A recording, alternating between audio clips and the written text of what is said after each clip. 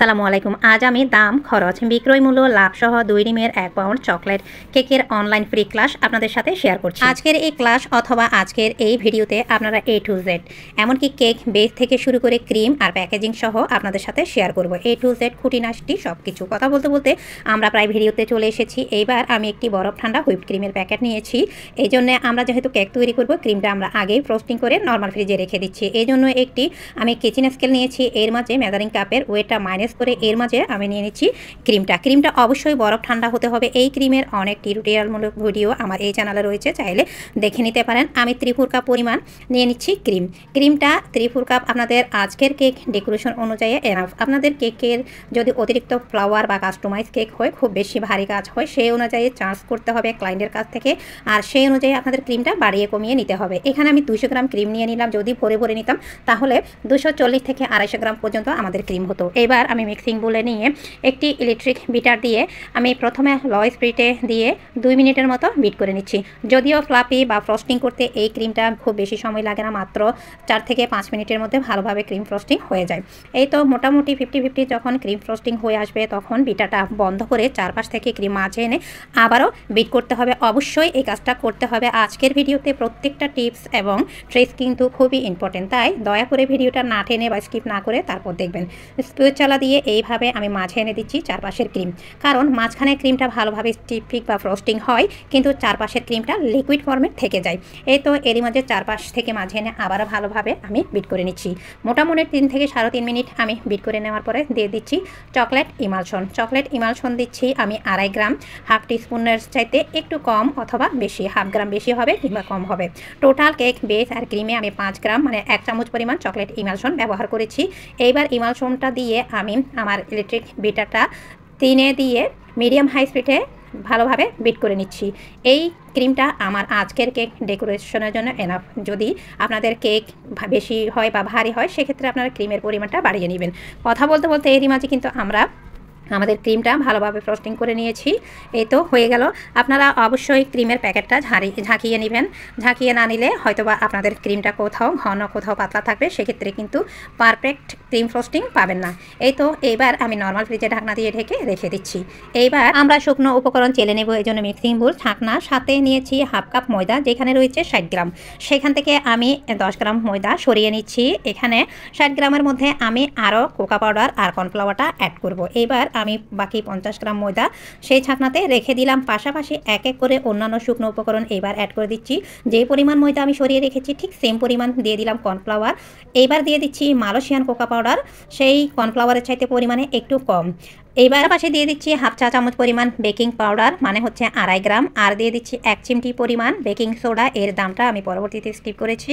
এবার সমস্ত শুকনো উপকরণ ভালোভাবে চেলে নিচ্ছি। অবশ্যই চেলে নেবেন, আর ময়দাতে অবশ্যই আপনারা কর্নফ্লাওয়ারটা ব্যবহার করবেন। এতে করে ময়দায় যে অতিরিক্ত পরিমাণ গ্লুটেন থাকে, সেই কর্নফ্লাওয়ার সেই গ্লুটেনটা নষ্ট করে তারপর কেকটা স্পঞ্জি ফ্লাফি করতে সাহায্য করে। মিশিয়ে একটা সাইডে রেখে দিলাম। এইবার আমি একটি শুকনা মিক্সিং বোল নিচ্ছি, তারপরে একটু মুছে নিচ্ছি। সাথে বিটারে সেই হুক অথবা কাটা, এই হুক অথবা কাটাই যেখানে আমরা ডিমের ফোম তৈরি করব, যে মিক্সিং বোল আর বিটারের কাঁটায়, সেখানে কোনো প্রকার পানি অথবা তেল থাকা যাবে না, তাহলে কিন্তু আপনাদের কেকের স্পঞ্জি ফোম কোনোভাবে কিন্তু হবে না। এইবার 2টি রুম টেম্পারেচারে থাকা ডিম দিয়ে দিচ্ছি।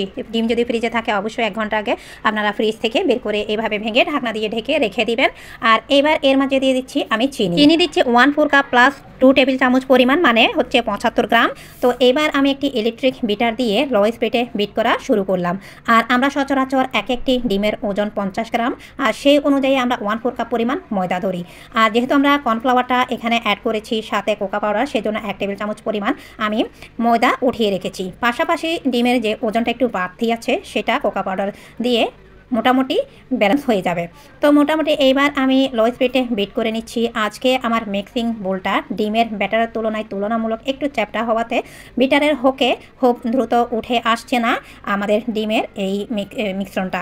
এইবার আমি বন্ধ করে বিটারটা মিনিট খানিক বিট করেছি। তারপরে চারপাশ থেকে চিনিটা মাঝে এনে দিচ্ছি। অবশ্যই মাঝে এনে দিতে হবে, আর নিচে একটু চেক করে দেখতে হবে। স্প্যাচুলা দিয়ে এইভাবে উঠিয়ে সরিয়ে বেশ কয়েকবার এই কাজটা করতে হবে। ভিডিওর খাতে আমি শর্টকাট রেখেছি, তা না হলে চিনি কোথাও আস্ত থেকে থেকে যাবে বা আপনাদের কেক পরবর্তী সময়ে দেখা যাবে বেক হবে ঠিকই, কিন্তু আপনাদের সেই চিনি ভেজা থাকার কারণে কেকের স্পঞ্জি পারফেক্ট মোটেও কিন্তু হবে না। স্পঞ্জ কেক স্পঞ্জি না হওয়ার অনেক কারণ থাকে, যেমন আপনাদের চিনি আস্ত থাকা, পারফেক্টভাবে ডিমের ফোম না হওয়া, আপনাদের শুকনো উপকরণ ভালোভাবে মেশাতে ভুল হওয়া, সব কিছু কিন্তু ডিমের স্পঞ্জি হতে বাধা প্রদান করে। এইবার এর মাঝে আমি সেম পরিমাণ, যে পরিমাণ ক্রিমের মাঝে আমি ইমালশন দিয়েছিলাম 2.5 গ্রাম, ঠিক সেম পরিমাণ দিয়ে দিলাম আমি এইবার চকলেট ইমালশন দিয়ে আবারও ভালোভাবে বিট করে নিচ্ছি। অনেকেই প্রশ্ন করেন আপনারা কিভাবে বুঝবেন ডিমের ফোমটা পারফেক্টভাবে হয়েছে কিনা। একদম ক্রিমের মতো ঘন থকথকে, অনেক সময় দেখা যায় হুইপ ক্রিম যখন অতিরিক্ত গরমে কিছুটা গলে পড়ে যায়, ঠিক সেরকম ঘন হতে হবে। আপনারা নিশ্চয়ই ডিসপ্লেতে দেখেই বুঝতে পারছেন, আসলে সব কিছু মুখে বলে বোঝানোর কিছুই নেই, বুঝে মোটামুটি দেখেই বুঝে নিতে হবে। ঘন ক্রিমের মতো থকথকে হয়ে গিয়েছে। এই তো এরই মাঝে আমার আরও একটি ভুল হয়ে গিয়েছে, সেটা হচ্ছে এখন দেখেন অনেকেই মনে করেন আমরা সংসারের কাজের পাশাপাশি একটা কেক সেল করতে পারলে অনেক টাকা। আজকের হিসাব দেখে ফুল ভিডিওটা ওয়াচ করে আপনারা বুঝতে পারবেন যে কতটা পরিশ্রম আর কতটা লাভ বেনিফিট থাকে। এখানে আমি শুকনো উপকরণ না মিশিয়ে সরাসরি মিক্সিং বলে সমস্ত কেক বেটার ঢেলে দিচ্ছি। এই তো দেখতে পাচ্ছেন, এই সব ভিডিও করতে আসলে ভিডিওর দিকে ফোকাস করতে সব কিছু মিলিয়ে কিন্তু আমাদের এই ভুল ভ্রান্তিগুলি হয়ে থাকে। তারপর চুলাতেও কিন্তু আমি বসিয়ে দিয়েছি, এরপরেও কিন্তু আমার দেখা গেল পরবর্তী সময়ে আলহামদুলিল্লাহ কেকের স্পঞ্জি কোনো প্রকারে কমেও নি, আবার কোনো প্রকারে কিন্তু দেখা যায় কেক কিন্তু ব্যতিক্রম হয়নি। খুব দ্রুত চুলা থেকে নামিয়ে আমি এই মিক্সিং বুলে ঢেলে তারপর সেই শুকনো উপকরণ 2 থেকে 3 বার ভালোভাবে স্মুথলি আমি মিশিয়ে নিই। এই কাজটা আমি ভিডিওর খাতে হয়তো বা কিছুটা ফাস্ট ফরওয়ার্ডে রেখেছি, এটা খুব সময় নিয়ে স্লোলি করতে হবে। এই পর্যায়ে আপনাদের শুকনো উপকরণ যখন মেশাবেন এর মাঝে কোনো প্রকার কখনো লিকুইড অ্যাড করবেন না, আর পাশাপাশি স্পঞ্জ কেকের সাথে কোনো প্রকার সম্পৃক্ততা নেই তেলের। অনেকে কিন্তু তেল মিক্স করেন, এই যে দেখতে পাচ্ছেন সেই মিক্সিং বোলটা সেম, সেখানে সমস্ত কেকের ব্যাটার আমি দিয়ে এইভাবে ফ্ল্যাট করে দিচ্ছি। এইভাবে অবশ্যই ফ্ল্যাট করে দিবেন। ফ্ল্যাট করে যদি না দেন তাহলে কিন্তু আপনাদের কেকের ভেতরে অতিরিক্ত এয়ার বাবল সৃষ্টি হবে, এতে করে কেকটা ভেতরে ফাঁপা বা ফাঁকা থাকবে। এইবার আমি একটি প্রিহিটেড হাঁড়ি হিট করে নিয়েছি আগে থেকে।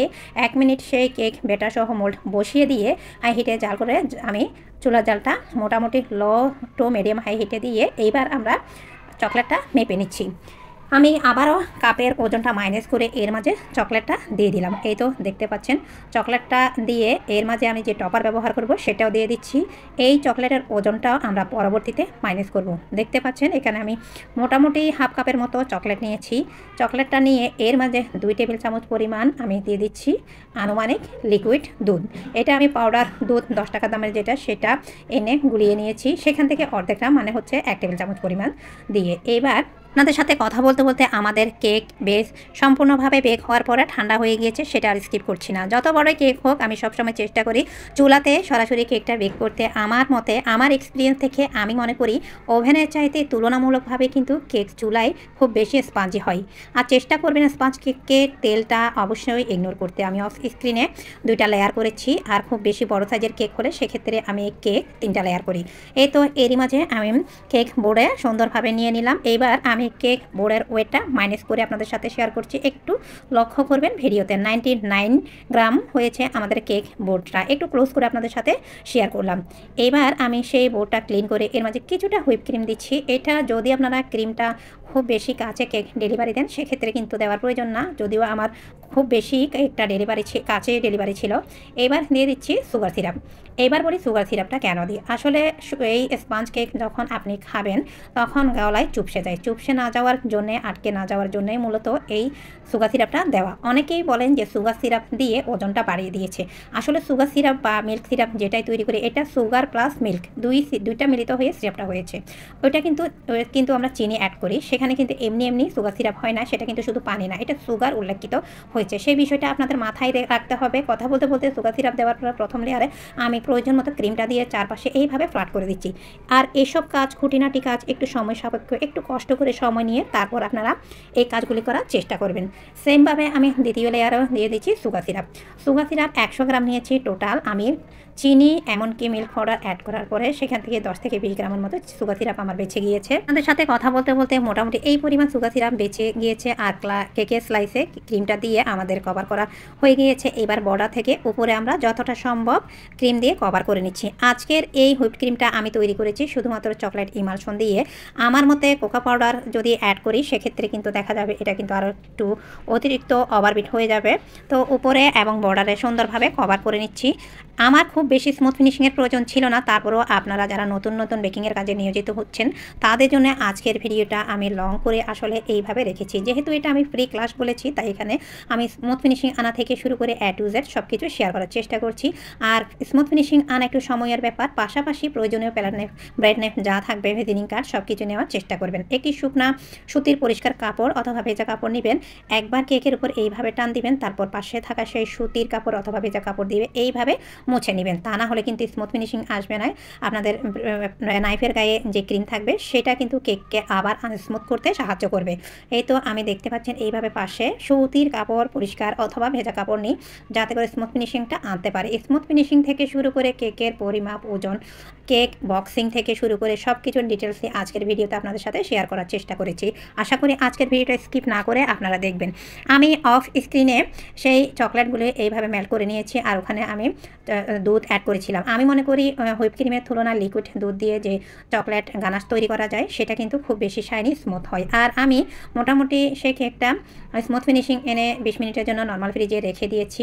নর্মাল ফ্রিজে থেকে বের করে নিলাম 10 থেকে 20 মিনিট পরে। এইবার এই সময় হালকা ঠান্ডা থাকবে কেকটা আর আমাদের গানাশটা থাকবে হালকা কুসুম গরম। যদি হালকা কুসুম গরম অবস্থায় আপনারা কেকের উপর কোনোভাবে ক্রিমটা দেন আর কেকটা দেখা গেল 10 থেকে 15 মিনিট কোনোভাবে ফ্রিজিং হয়নি, তাহলে কিন্তু আপনাদের কেকের ক্রিমটা গলতে শুরু করবে।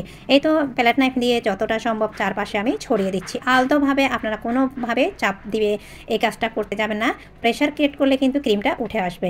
আমার কিন্তু যে পরিমাণ আমি যে পরিমাণ চকলেট নিয়েছিলাম আমার 1 পাউন্ড কেকের জন্য এই চকলেট সেই দুধ বরাবরই যথেষ্ট। আপনারা সবসময় মাথায় রাখবেন 1 পাউন্ড ক্যালকুলেশন শুরু থেকে করবেন আর যে কেকের উপর চকলেট গানাশ দিবেন সেই কেকের উপর ক্রিমের কোয়ান্টিটিটা কম রাখার চেষ্টা করবেন। তা না হলে আপনার কেকের ওজনটা অনেক বেশি হয়ে যাবে। বেশি হলে কিন্তু ক্লায়েন্ট কখনোই আপনাকে সেই চার্জটা করবে না বা টাকাটাও কিন্তু আপনি নিতে পারবেন না। সেই অনুযায়ী সব কিছু মাথায় রেখে তারপর আপনাদের কেকের দামটা নির্ধারণ করবেন। এখানে আমি একটি 6B নজেল নিয়েছি পাইপিং ব্যাগে। সেই ক্রিমটা দিয়ে এইভাবে আমি একটু ফুল আর কয়েকটা 4 থেকে 5টা করে মাঝে গ্যাপ ছিল সেখানে দিয়ে দিলাম সুগার সিরাপ। আর যে আমি নিয়েছিলাম টপার সেই টপারটা দিয়ে দিচ্ছি আর 2 ধরনের টপার আমি দিচ্ছি। পাশাপাশি এখানে আমি 2টি স্টিকার বা প্রিন্সেস টপার এখানে অ্যাড করব, যদিও এগুলো আমার এক্সট্রা।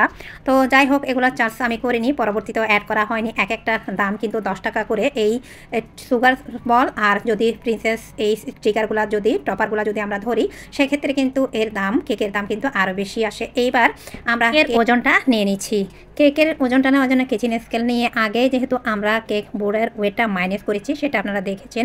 কেকের ওজন এসেছে 610 গ্রাম। হয়তো বা বাতাসের কারণে 1 গ্রাম বেশি হতে পারে কিংবা 1 গ্রাম কম হতে পারে। চরাচর আমরা ধরি 453 বা 54 গ্রামে 1 পাউন্ড, কিন্তু এখানে 610 গ্রাম হয়েছে টোটাল কেকটা। যদি 100 গ্রামও আমরা মাইনাস করি তারপরেও কিন্তু এই কেকের ওজন 55 থেকে 56 গ্রাম বেশি। কিন্তু সবচাইতে মজার বিষয় হচ্ছে এটা, আপনি যদি বেকারি থেকে কেক নেন তারা কিন্তু কেক বোর্ডের ওজনটা কখনো মাইনাস করে না। আপনার এই কেকের দাম দিতে হবে 1.5 পাউন্ডের কেক। কখনোই তারা কিন্তু নিজের লাভ ছাড়া আপনাদের ছাড়বে না। যারা অনেকে মনে করেন যে আমরা হোমমেড কেক বেকিং করে লক্ষ লক্ষ টাকা ইনকাম করি তাদের জন্য মূলত আজকের ভিডিওটা। আশা করি আজকের ভিডিও দেখে বা সামনে যে হিসাব ক্যালকুলেশন সেটা থেকে আপনাদের মনে কোনো সংশয় বা ডাউট থাকবে না। চলুন আমি কেকটা ফ্রিজিং হতে দেই আর পাশাপাশি আপনাদের সাথে ক্যালকুলেশনটা করি। এবার আমরা খাতা কলমে হিসাবটা নিই। হয়তো বা আমার 50 গ্রাম 1 টাকা কিংবা 25 গ্রাম এদিক সেদিক হবে।